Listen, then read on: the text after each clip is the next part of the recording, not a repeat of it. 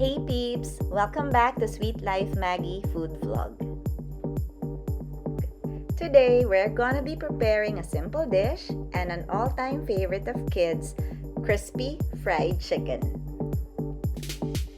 So for the recipe, we need chicken legs for the marinade. We need a bit of ginger, garlic, rice wine, light soy sauce, paprika, cayenne powder, fried chicken powder, chicken breading, we're using Korean breading this time, eggs, and of course vegetable oil.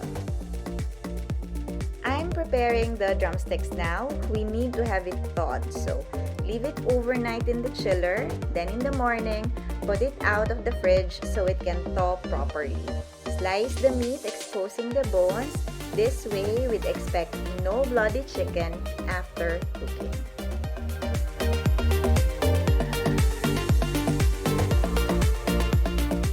And now, we marinate. In a bowl, we mix the sliced chicken legs with soy sauce, rice wine, ginger, garlic, and fried chicken powder. I am using 2 tablespoons of soy sauce and 1.5 tablespoons of rice wine for 6 chicken legs. As you can see, I have 2 bowls simply because the husband and my eldest son prefers spicy flavor for their fried chicken.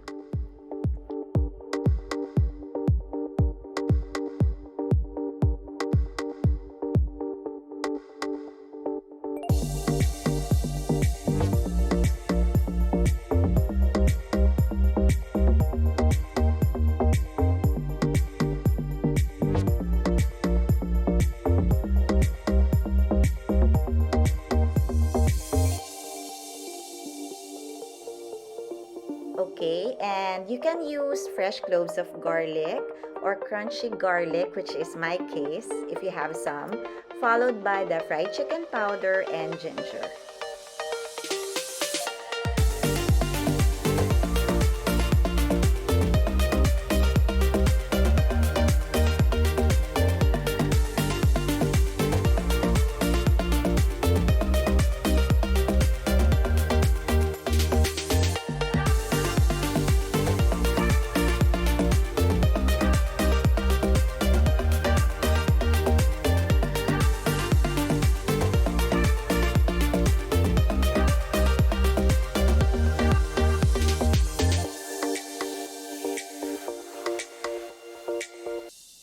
So for the bowl of spicy, crispy fried chicken, there's just more spices that we need to add, alright?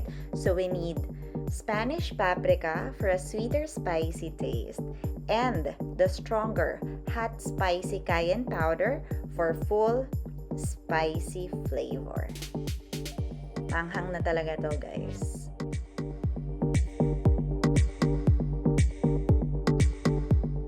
Okay, now we leave the chicken legs to marinate for about 20 to 30 minutes at room temperature. Then get ready to cook. We need 2 bowls of Korean chicken breading powder, maybe 2 or 3 eggs, and a deep fryer with vegetable oil para mas healthy. The way to do the breading for the chicken properly is first, dip the chicken on the first bowl, then dip or paliguan ito with a beaten egg, after which we put it in the second bowl of breading. Okay, repeat again for other chicken legs. Then if you're done breading at least 3 pieces, put it in the frying pan already. This will give you time to prepare the other legs while the 3 are already cooking. O diba, saves time?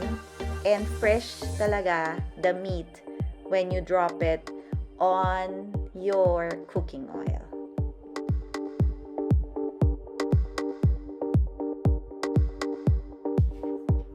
Remember to cook the regular chickens first before preparing the spicy ones. Hindi pwedeng sabay i-drop sa mantika. Alright?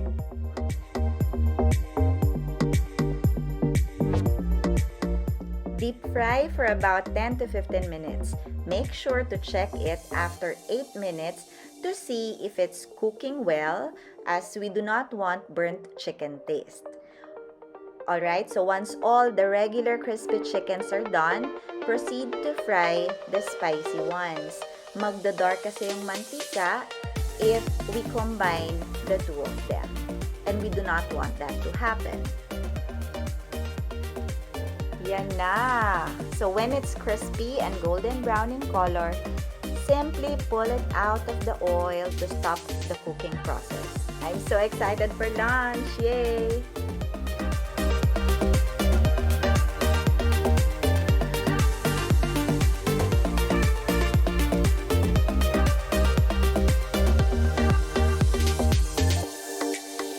Tara na, let's eat!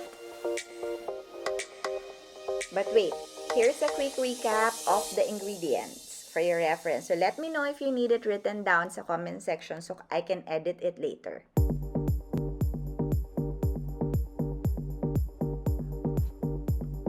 There you go! Happy eating! Thanks for watching. Don't forget to like, subscribe, and hit the notification bell to get updates from my new travel, food, or lifestyle vlogs. Stay safe and healthy. Bye!